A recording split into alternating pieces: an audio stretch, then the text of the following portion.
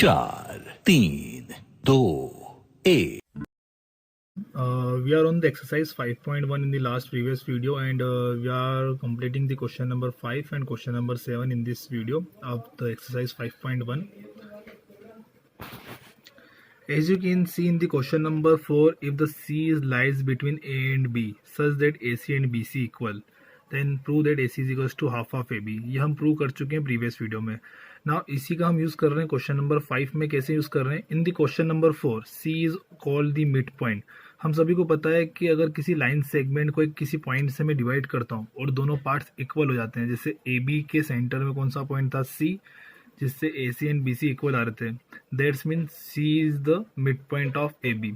Now we are proving that every line segment has only one mid point. मतलब कोई भी जो line segment होती है उसे कितने मिड पॉइंट होते हैं? Only one. जैसे मैं आपको कहूँ कि 100 का हाफ क्या होगा, तो 100 का हाफ 50 है जो फिक्स है. मीन्स 100 का कोई और हाफ नहीं हो सकता. 51, 49, 50.5 कुछ भी नहीं होगा. एग्जैक्ट एक्यूरेटली कितना होगा? 50. Half of 100 50. तो कोई भी चीज़ दुनिया की कोई सी भी हो, उसका जो हाफ होता है वो हमेशा एक ही हो सकता है. मीन्स अगर मैं आपसे कहता हूँ कोई लाइन सेगमेंट 10 सेंटीमीटर की है तो उसका मिड पॉइंट कहाँ होगा? तो 5 सेंटीमीटर पे होगा. एक्यूरेट 5 पे होगा, क्योंकि हर लाइन सेगमेंट का एक ही मिड पॉइंट होता है. बट क्वेश्चन ने यहाँ हमको बोला है कि प्रूव करके बताओ कि every line segment has one and only one mid point. Students, मैं आपको यहाँ पे क्लियर कर दूँ कि जब इस टाइप के क्वेश्चंस आते हैं जो पहले से ही प्रूव्ड है, मीन्स यूनिवर्सल ट्रूथ है, जिसको हम बदल नहीं सकते, जो बात फिक्स है, हमको पता है ऑलरेडी, उनको प्रूव करने की कोई मेथड नहीं होती. उनको प्रूव करने के लिए मैथ्स में जो मेथड अडॉप्ट की जाती है उसको बोलते हैं कॉन्ट्रडिक्शन मेथड. मीन्स जो क्वेश्चन में हमको प्रूव करना है उसका आप जस्ट ऑपोजिट लेट करके चलना है आपको, और जो आपने लेट करा है उसमें कोई ना कोई आपको मिस्टेक मिल जाएगी, और जैसी वो मिस्टेक मिलेगी तो हम कॉन्ट्रडिक्शन मेथड के थ्रू ये बोल देते हैं कि जो हमारा एजप्शन था वो रॉन्ग था. लाइक यहाँ पर मुझे प्रूव करना है कि कितने मिड पॉइंट होते हैं? Only one. तो मैं यहाँ पे वन मिड पॉइंट लेके नहीं चलने वाला हूँ. मैं क्वेश्चन में कितने मिड पॉइंट लेके चलूंगा? 2. और जब मैं 2 मिड पॉइंट्स लूँगा तो कहीं ना कहीं सॉल्यूशन में कुछ ना कुछ प्रॉब्लम आएगी. और अगर सॉल्यूशन में प्रॉब्लम आ रही है, इसका साफ मतलब है कि हमारा जो एसेप्शन है वो कैसा हो जाएगा? रॉन्ग. और फिर हम हैंस करके लिख पाएंगे कि हमारा जो स्टार्ट में क्वेश्चन ने बोला था कि एवरी लाइन सेगमेंट में कितने मिड पॉइंट होते हैं? 1, वो हमारा करेक्ट आंसर होता है. Clear? So according to question, suppose that C and D are the two mid points of line segment AB. मतलब मैंने इस AB के 2 मिड पॉइंट लेट करे, C and D. अब सपोज करते हैं फर्स्ट कि if C is the mid point, then अगर C मिड पॉइंट होगा तो जितना पार्ट AC होगा उतना ही पार्ट BC होगा. AC कोस टू BC. हम दोनों साइड किसको प्लस करेंगे? AC को. ये प्रोसेस हम क्वेश्चन नंबर 4 में कर चुके हैं. दोनों साइड हम सेम पार्ट इक्वल प्लस कर रहे हैं. इसका मतलब हमको यहाँ पे एक्सियम अप्लाई करना पड़ेगा. Equals are added to the equal, then whole are equal. Clear? AC and AC 2AC, BC and AC, this is the BC and this is the AC. So BC and AC मिलकर किसको cover कर रहे हैं? AB को. मतलब coincide कर रहे हैं, तो मैं कोइंसाइड वाला रीजन लिख सकते हैं ना. 2 का जाएगा डिवाइड में, तो AC is equals to half of AB. तो जो AC होगा वो AB का क्या होगा? हाफ. सो यहाँ पर AC किसका हाफ हो जाएगा? AB का. Clear? So this is your equation number first. Now अगर हम सेम प्रोसेस के अकॉर्डिंग D को मिड पॉइंट लेके चलते हैं, that is if D is a mid point, then similarly AD जो होगा वो किसका हाफ होगा? AB का. जैसे अगर C मिड पॉइंट है तो AC AB का हाफ है, वैसे अगर D मिड पॉइंट होगा तो AD भी AB का हाफ होगा. तो दोनों के RHS सेम है तो LHS भी कैसे हो जाएंगे? Equal. From equation first and second, AC and AD are equal, means LHS 1 and 2 दोनों हाफ AB के इक्वल है. तो RHS इक्वल है तो LHS भी कैसे होंगे? इक्वल. मीन्स AC किसके इक्वल हो जाएगा? AD के. बट ये हमको यहाँ पे एग्जाम मेंशन करना पड़ेगा. Things are equal to same thing are equal to one another. हमने पढ़ा था कि अगर दो ऑब्जेक्ट किसी सेम ऑब्जेक्ट के इक्वल हैं तो वो आपस में भी इक्वल होते हैं. तो AC AD इक्वल है एक by axiom first. Clear? Now if AC and AD are equal, तो डायग्राम के थ्रू मैं आपको एक बार क्लियर कर देता हूँ कि ये AC है और ये AD है. क्या AC और AD इक्वल हो सकते हैं? In mathematics it is not possible कि जो AC है वो AD के इक्वल है. साफ साफ क्लियर दिखता है कि AD is greater than AC, और ये दोनों इक्वल आ चुके हैं मैंने जब क्वेश्चन को सोल्व किया है.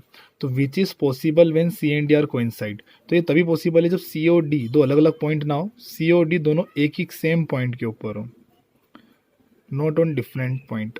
क्लियर? जैसे अगर मैं आपको बोलता हूँ कि ये पर्सन है, इसकी डिस्टेंस दूसरे पर्सन से, ये A है ये B है और ये पर्सन C है, तो A की डिस्टेंस B से और A की डिस्टेंस C से इक्वल तब ले सकता हूँ जब B और C नाम के दोनों पर्सन सेम प्लेस पे खड़े हों. क्लियर? तो यहाँ पर C एंड D अगर सेम पॉइंट पे होंगे तभी एक सिचुएशन पॉसिबल है. So which is possible when C and D are coincide. Coincide word का मतलब आपको बता चुका हूँ, जो एक दूसरे को ओवरलैप करते हैं. सो हमारा जो स्टार्ट में मानना था, सो आर एजप्शन इज रॉन्ग. कौन सा एजप्शन हमारा रॉन्ग है कि एक लाइन सेगमेंट में कितने मिड पॉइंट होते हैं, 2. तो हमारा ये मानना पूरी तरह से कैसा हो जाएगा, wrong. Hence every line segment has only 1 mid point. Clear. तो जैसा मैंने आपको बताया था, किसी भी क्वेश्चन में अगर एक मिड पॉइंट बताना होगा तो हम कितने मिड पॉइंट लेके चलेंगे, 2. उनको सोल्व करने पर फर्स्ट इक्वेशन बनी A C half A B के इक्वल होगा, A D half A B के इक्वल होगा. दोनों हाफ ए बी के इक्वल है तो ए सी और ए डी आपस में इक्वल हो जाएंगे. और ये तभी पॉसिबल होगा जब सी और डी दो अलग अलग पॉइंट ना हो. कैसे पॉइंट हो, एक और एक पॉइंट को होने के लिए उनको कोइंसाइड होना जरूरी है. तो हमारा अजप्शन कैसा हो गया, रॉन्ग, बिकॉज ए सी और ए डी इक्वल हो नहीं सकते हैं.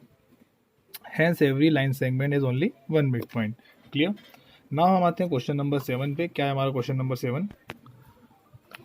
Why axiom 5 in the list of Euclid axiom considered as a universal truth? Not the question is not about the fifth postulate. Question ने बोला है कि जो फिफ्थ एग्जियम है उसको यूनिवर्सल ट्रूथ क्यों बोलते हैं. सो फर्स्ट हमको पता होना चाहिए कि यूक्लिड्स का फिफ्थ एग्जियम था क्या. तो यूक्लिड्स का जो फिफ्थ एग्जियम था वो था whole is greater than the part. Clearly कि होल जो होता है पार्ट से बड़ा होता है.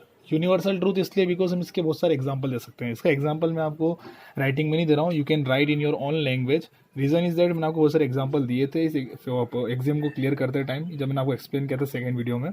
तो आप एग्जांपल दे सकते हो कि our school is a whole and our class is the part of this school, so our school is greater than our class.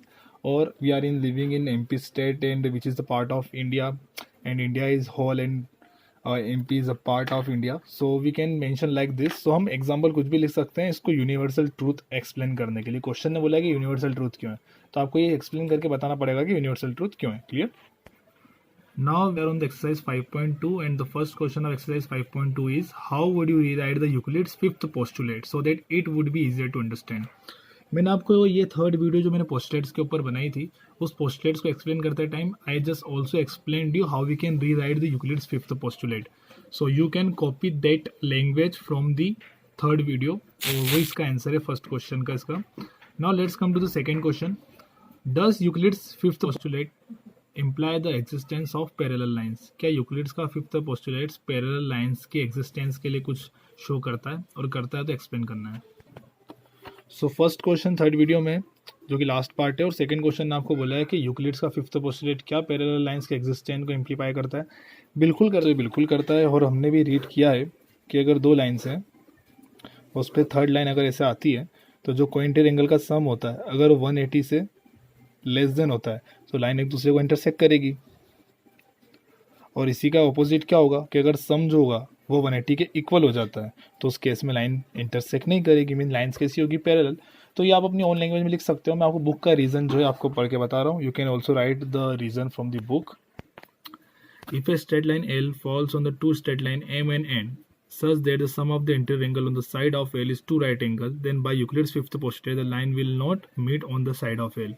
Means अगर सम होगा, अगर टू राइट एंगल्स के इक्वल होता है यानी कि 180 डिग्री के इक्वल होता है तो लाइन एक दूसरे को मीट नहीं करेगी. और इसका साफ साफ मतलब है कि लाइन कैसी होगी, पैरेलल.